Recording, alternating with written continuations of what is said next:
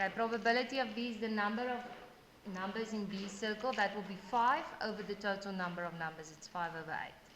Probability of not A. That asks the probability of choosing one that's not in A's circle. And therefore, the numbers that are not in A's circle will be 1, 2, 3, 7, and 8. And that's 5 over 8. Probability of not B. That's the numbers that are not in B's circle. That's 6, 7, and 8. 3 over 8.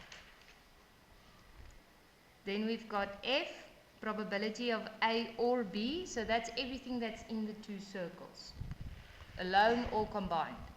And that will be 1, 2, 3, 4, 5, and 6. It's 6 over 8. And you can simplify it. You should actually. Let's say that will be 3 over 4. Okay, probability of A and B. That's the ones that's in the cut where they cut each other, where the two of them are represented. There are 2 in there, so it's 2 over 8, and therefore it's 1 over 4. The probability of not A or B. So that means everything that's not in the circles. And that will only be 7 and 8. So therefore 2 over 8, and that's 1 over 4. Then the probability of not, and then in brackets, A and B. So A and B are the 2 in the middle. So therefore, if it's not in A and B, it will be 1, 2, 3, 6, 7, and 8, and that's 6 over 8, which is 3 over 4. Then the next one was the one that's a bit odd that we spoke about yesterday. The probability of A and not B. Okay, so it must be true for both. So the ones that are A is going to be 6, 4, and 5. Not B means it's not in B's circle. That's going to be 6, 7, and 8.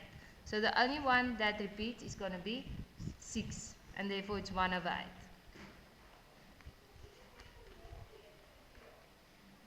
P is the probability of not A and B. So the ones that are not in A circle is going to be 1, 2, 3, 7, and 8.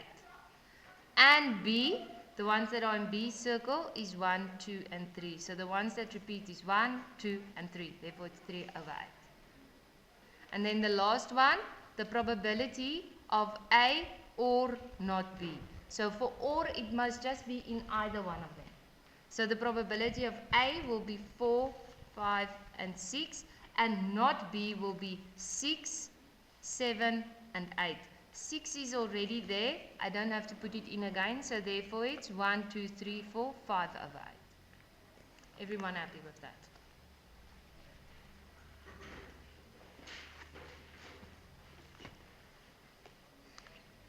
Can I close this?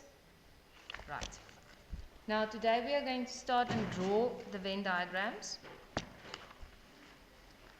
So you can start by writing the example. You don't have to write down the Afrikaans, just the English there. And I will read the question to you. Geef my die uitkeer.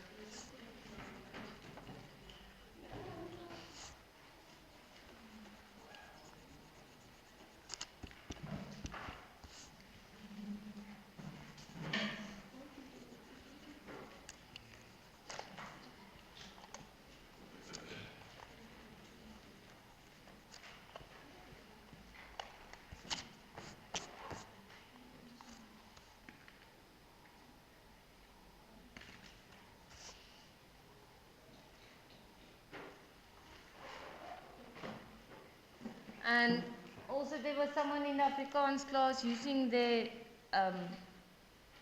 compass, right, to draw the circles. Please don't do that in the exams. We don't have time to waste on this. Just draw a circle. It doesn't have to be round. Shouldn't be a triangle, but like just try to make it circle-ish.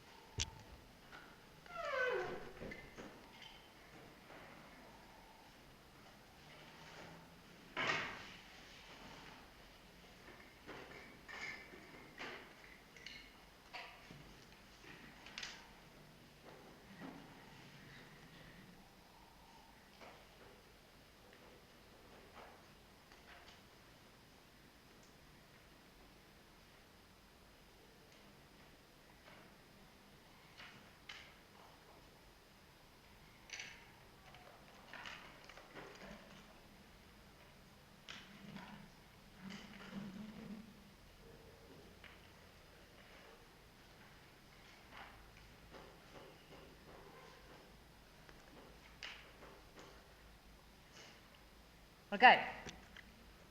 Now, do you guys remember I drew just the informal Venn diagram yesterday when we spoke about the subject choices of geography and tourism? Do you remember that? Okay. And we saw that if we put in the number of learners for geography and we put in the number of learners for tourism, and then later on we put in the number of the learners that have tourism and geography, then it doesn't work out. We end up with more learners that are in this class, right? So yesterday we saw that we always start in the middle. Okay. Now, that way we're going to start drawing or filling in the Venn diagram. First thing we're going to do is we're going to write the total, which you don't get a mark for, but you have to write it, okay, on the outside. So it's not really part of the Venn diagram, it's just to help us. Now, the question in the example that they gave there, I have an Afrikaans textbook here, but I will try to quickly translate for you. I just want you to see that they don't hide the information. Okay, it is given as it is there. They say there's a total of 420 learners in the school. A total of 190 learners play soccer, 260 learners play cricket, and 60 learners play both sports. Okay, so that's exactly what I wrote there. Now, building on what we did with the informal Venn diagram, we said we're going to have to start in the middle. So which number will go into the middle? 60.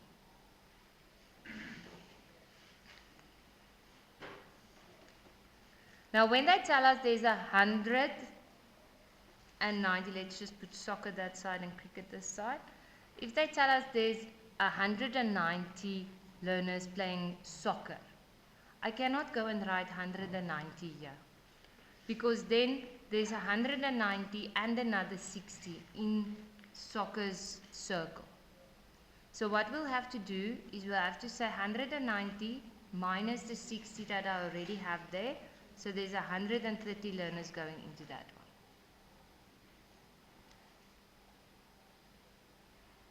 And then we apply the same method for cricket. We've got 260 for cricket, but I'm not going to write 260. 260 minus 60, which gives me 200 learners that participate in cricket. Now, it's okay. Will you just switch off your phone, whoever it is?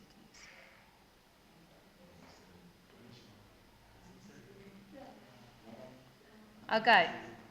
Now, if you add whatever is in the circles, remember whatever is in the circles we refer to as OR. Eh? If you add it and it's less than the total, that's okay. Because as in any situation, there can be learners who don't participate in soccer or cricket, and they will just go on the outside. Now, if you add this 130 plus 60 is 190 plus 200, that gives you 390. So there are 30 learners unaccounted for, and those learners go on the outside. And now when you add everything you see here, you should get the total of 420. That's easy, no? Okay. Moving on to example 2. And the soccer and the cricket we refer to as the events. Okay? So when we look at the next one,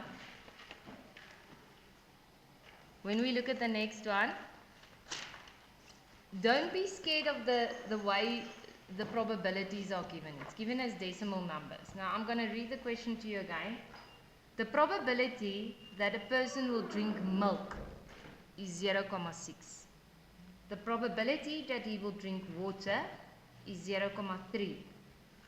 The probability that he won't drink either milk or water is 0.2. Not to be confused with 0.2, for instance, being the number or the probability that they will drink both.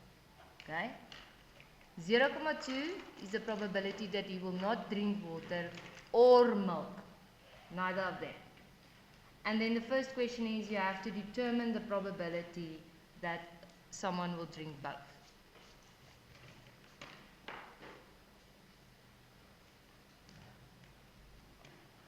Now, although the decimals might seem a little bit more difficult, it's not difficult because it gives us a little extra piece of information. Do you remember yesterday when we started with probability, I said to you that the total for a probability will be 100%, né? Or 1. Okay? Now, because these are decimal numbers, we know that the total that it should always get to is going to be 1. So this is not a number 1, it's a probability of 1, which means 100%. Everything included there.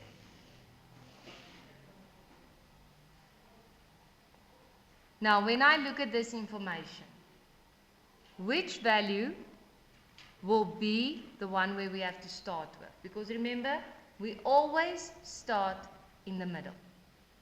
So, what is the probability of them drinking water and milk? Ona, what's the probability?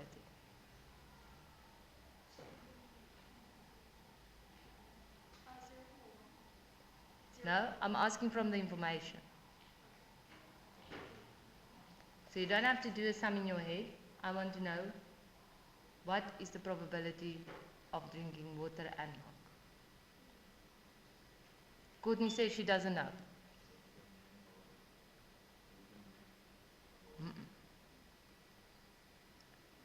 Water and milk, not water and milk. Ach, water or milk. Must be the and, because this is the part we want to start with. Is there anyone that also agrees with Courtney that we don't know? Okay. It is unknown. Now, what do we use in mathematics when something is unknown? X. Good. Okay. It's a variable. It's a placeholder. And that's where we're going to start. So if it's not given what you want to fill in, then it will be X.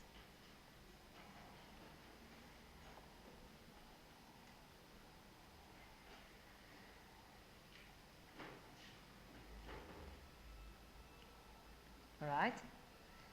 Now when we did the previous one, and they said 190 learners participate in soccer, we couldn't just take that 190 and fill it in. We had to say 190 minus 60 and then write the answer there.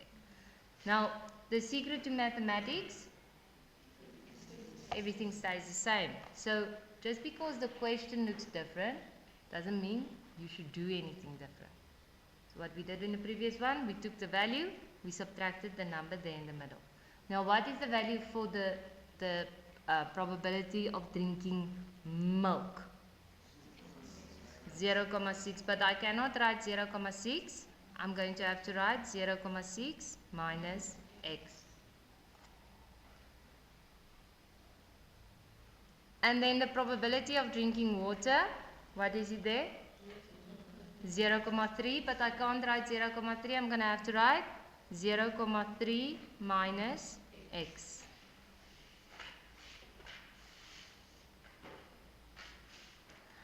And then this last part of information, 0,2 doesn't drink milk or water. Where does that go? On the outside.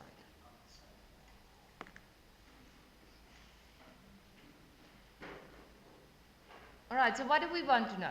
The question states that you have to calculate the probability that the person will drink both milk and water. Do you see that's the one that's x? That's what we have to calculate. Right. So we're using our Venn diagram to get an equation. Now, with the previous one, when we had to calculate the one on the outside, we said this plus this plus this, and then an unknown will be equal to the number on the outside. That's still true. Okay? But now it's just in terms of variables. Now, how many unknowns are there? 1. Okay? Do you agree with that? It occurs 3 times. There are 3 x's, but it's only 1 unknown. And with one equation, you can solve 1 unknown. So what we're going to do is we're going to say x, 0,6 minus x plus x plus 0,3 minus x plus 0,2 equal to 1.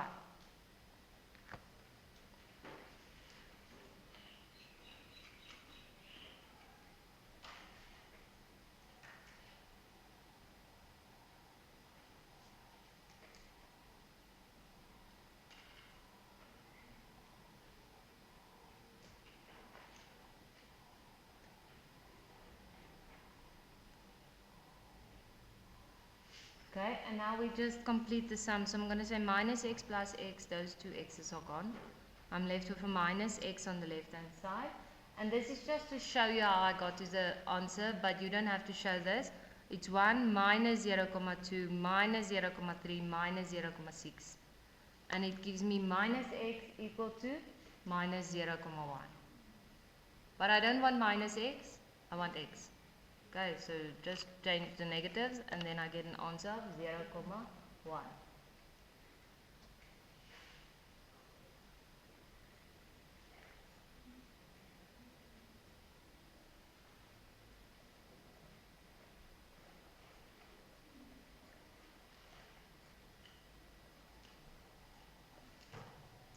Okay, the next question asks, what's the probability of drinking only one of the two? Only one of the two. Okay?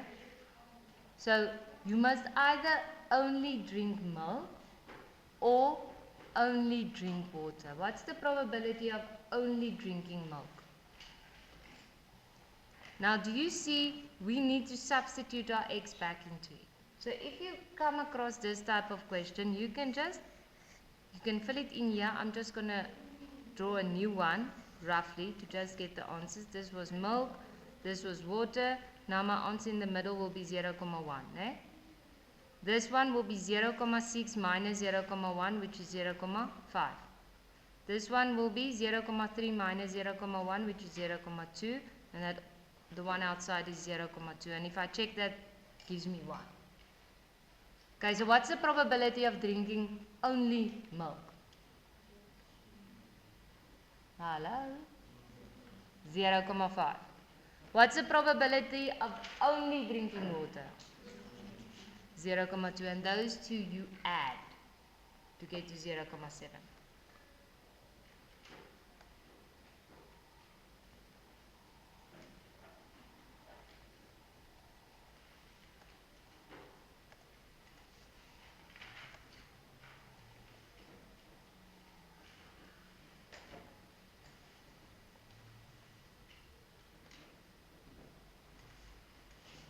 Very good.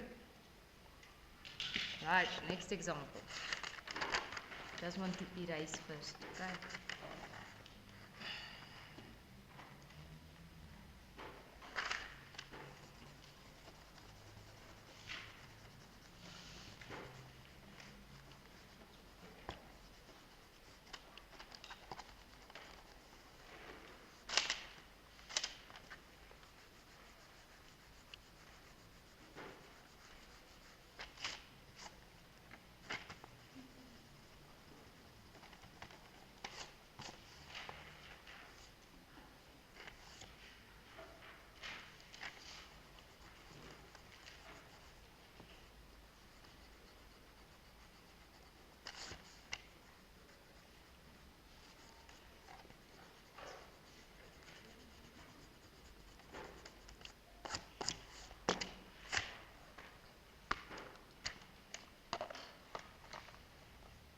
Okay, so you can see there's a lot of information here.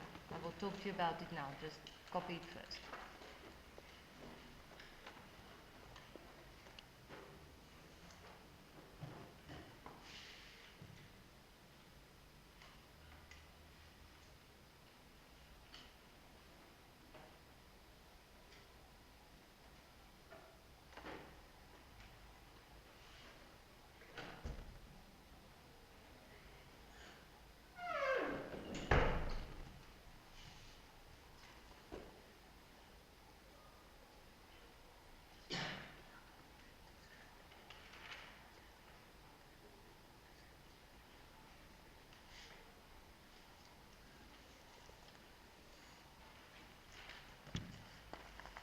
Okay, so our first two Venn diagrams only had two events.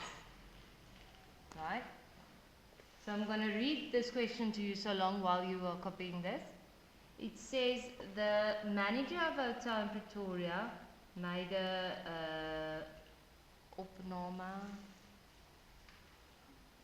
He got some information about how many people had on a specific day had breakfast, lunch or supper. Okay, so then they say there were 300 guests in the hotel, of which 29 didn't have any of the meals. Okay. Then they say 153 had breakfast, 161 had lunch, 145 had supper. 95 had breakfast and lunch. So that's what the B and the L stands for, breakfast and lunch. 80 had lunch and supper. 53 had lunch, but not, had supper, but not breakfast or lunch. So supper, but not breakfast or lunch. And 70 had all three of them, breakfast, lunch and supper. So can you hear there are three events here? Breakfast, lunch and supper. Okay. So therefore, when we draw our Venn diagram, we're going to have three circles. Now that's why we have so much information, because with the two circles, the two events, we had three different spaces. We had the and space, and then we had the ones on the outside. Here we've got 1, 2, 3, 4, 5, 6, 7 spaces. So I've got a breakfast event, a lunch event, and then the supper event. Now this is typically the type of question that you would get in the exams. I said to the Afrikaans class as well, normally in September they give you the 2 event with a variable with the X, like example 2, but then November the 3 event.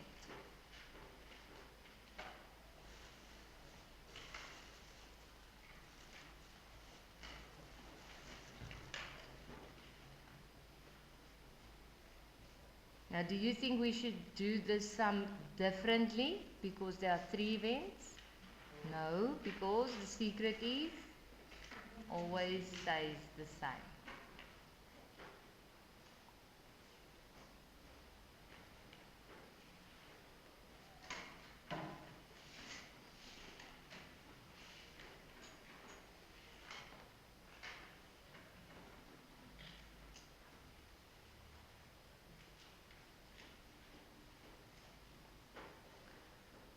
Okay, so we're still going to write our total on the outside, 300.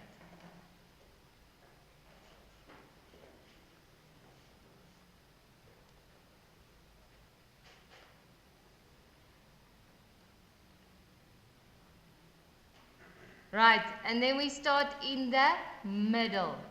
Which number will be the one in the middle? What did you say, Rory-san? 95. But 95 is just breakfast and lunch. Remember, now the one in the middle will be breakfast and lunch and supper. Do you understand? Okay, so that will be the one that's 70.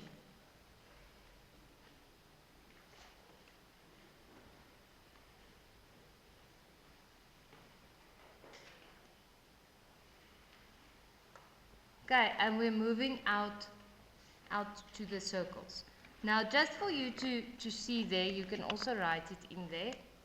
Yeah, I think it's an important property. This one in the middle will represent 3 of them. Okay, all 3 events.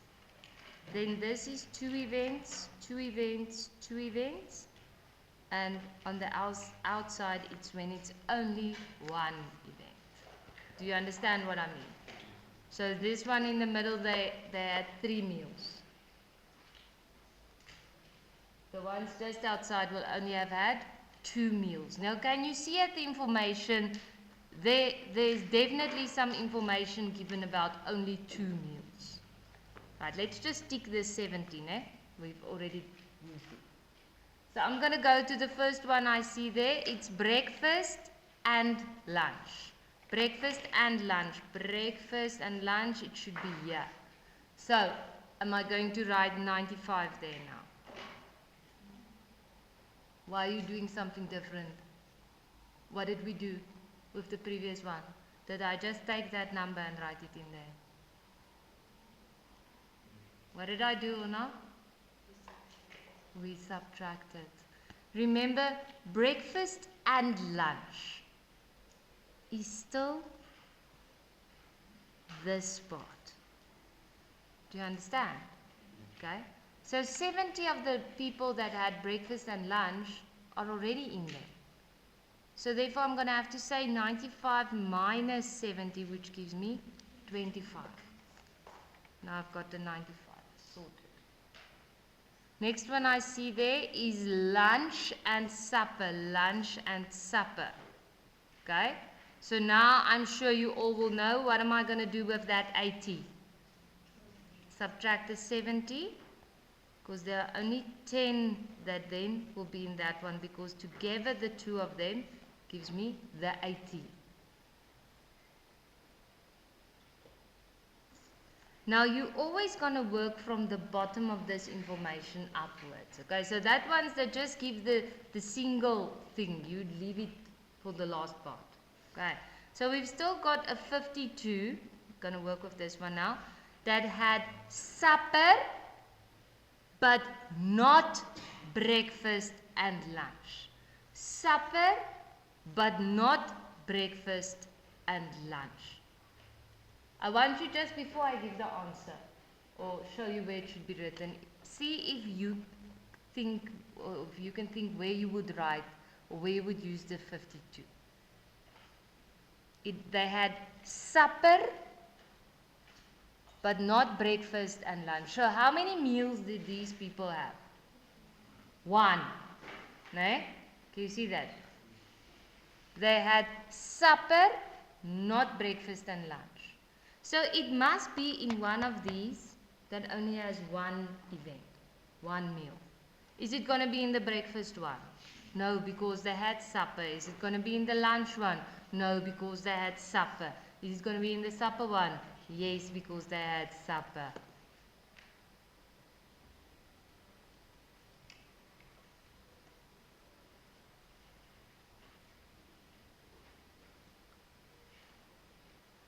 Okay, now I'm on to the last part.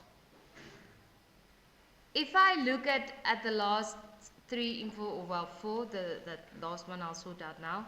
The breakfast total, the lunch total, and the supper total.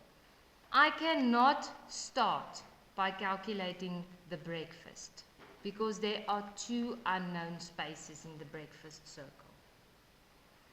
In the supper circle, there's only one open space, which is fine, and then in the lunch circle, there's only one space open. I'm just going to start in lunch, if that's okay with all of you. So the lunch total is 161. Who can tell me what am I going to do with that 161? Subtract what? 25, 70, and 10. And that gives me 56.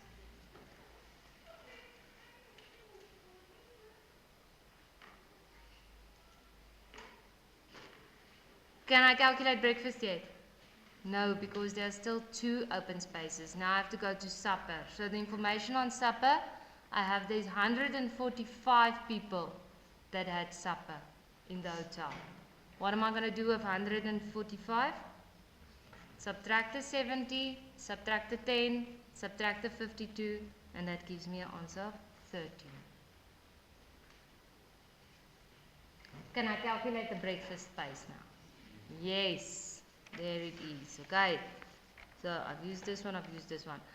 153 had breakfast, so I'm going to say 153 minus 13 minus 70 minus 25 gives me an answer of 45.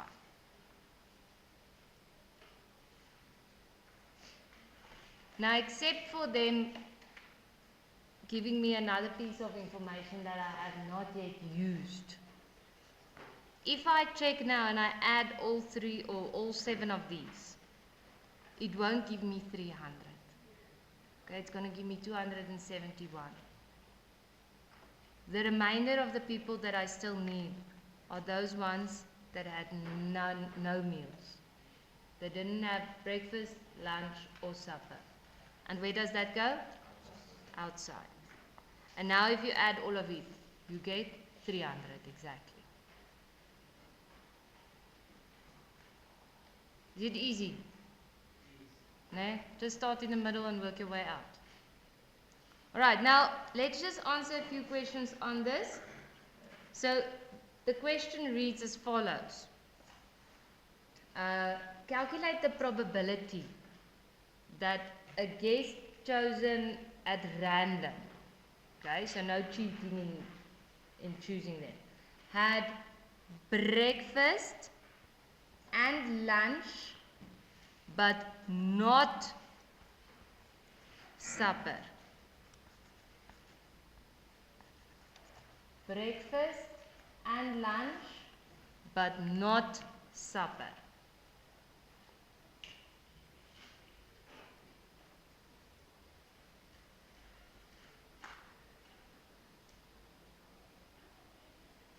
Think so long, what do you think the answer will be? How many people had breakfast and lunch but not supper? Shia.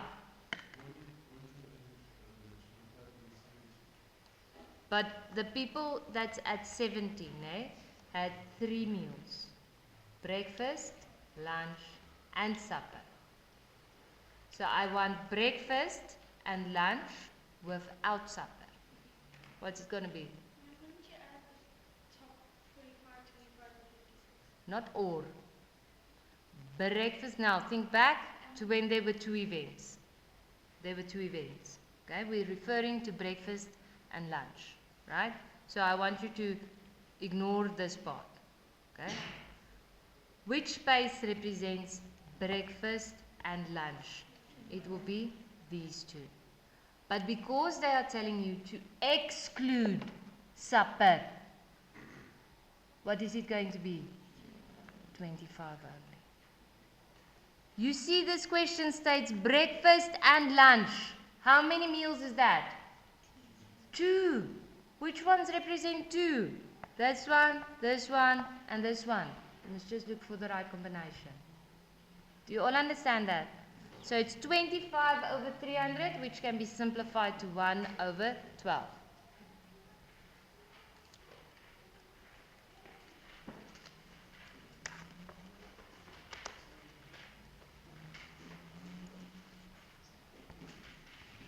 The next one asks for the probability of choosing someone that had breakfast and lunch. Where is it represented by breakfast and lunch? So you imagine it as if there's only 2 events. Okay? They're not excluding anything. I'm looking for the number or numbers in the space that represents breakfast and lunch. What's it going to be? Just a 70 and a 25. All of the people here had breakfast and lunch. Isn't it true? They also had supper, some of them, but that wasn't asked in the question. In the previous one, the suppers were excluded. But here, they're just asking who had breakfast and lunch. So maybe the eggs that they used weren't good. There was something wrong. So they're trying to find all the people that got sick. If they had breakfast and lunch, they could have gotten sick. Doesn't matter if they had supper as well. It was served at breakfast and lunch. Those are the people I want.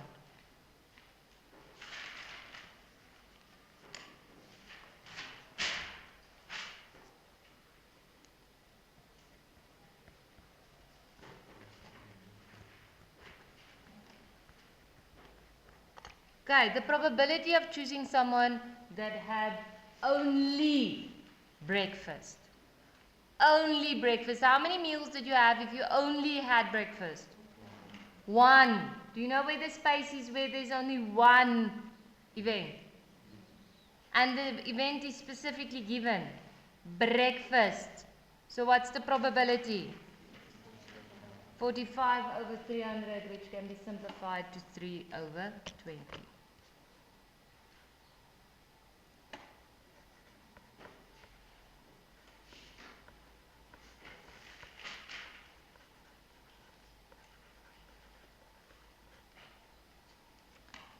Do you remember what the word at least means, ne?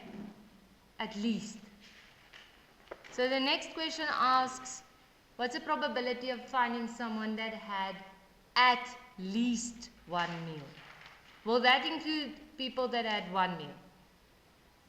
At least. Will it include people that had one meal? Yes. Do you have at least 1 rand for me? If you have 2 rand for me, that's good, but you must at least give me 1. You understand? Okay? So the people that had only one meal are included. The people that had 2 meals, are they included when I say at least one meal? Yes. In Afrikaans, it's ten minste. Okay? Not less than, but more than is fine. Okay? Does it include the people that had 3 meals? Yes. Okay? So if we look at our Venn diagram, will it be the people inside the 3? You just answered the question. You said at least 1 means 3 as well. Will it include the people in the 2s? Yes. Will it include the people in the 3, in the 1s? Yes. Okay? So they're actually asking for the probability of breakfast or lunch or supper. Because do you remember or is everything in the circles? Now there are 2 ways of you calculating it. Or you can just add all of this, or you can say 300 minus 29. Right? And that will give me 271 over 300.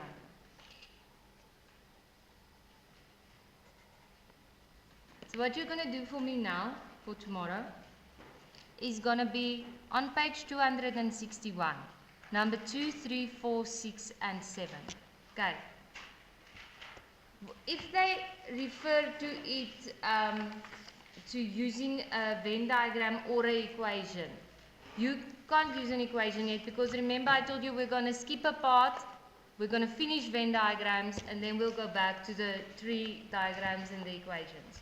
So you cannot use a formula at this stage or an equation. You just use a Venn diagram. Now in this activity, number 2, they give you the probabilities in the decimal. Okay, so that's like the example 2 that we did. Ne? At number 3, I just quickly want to show this to you. We didn't have an example like this, but do you remember that the probability of A is everything in A's circle? The probability of B is everything in B's circle. The probability of A and B is going to be the part where they cut. Okay, so do we still start in the middle? Yes, we always start in the middle and work our way out. And then they ask you some questions about it. They say here, use a Venn diagram or formula. Use Venn diagram. Okay. Number 4 is the question in words. That's just like example 1 and example 3. I think this one only has 2 events, biology and mathematics. So it's just 2 circles. Then number 5 you don't do. Number 6, there are 3 events. 100 meter, 200 meter, 400 meter. 3 events. That's like example 3. And then the last one, number 7, this one looks very big. It's got a lot of information in there. Alright? This one is a combination of example 3 and example 2 where we had the X. Because you can see there that they give you the X. They say X number of candidates did this. So this one is quite a tricky one, but it's not hard. Just remember, start in the middle, work your way out. Right? And then we will mark that tomorrow.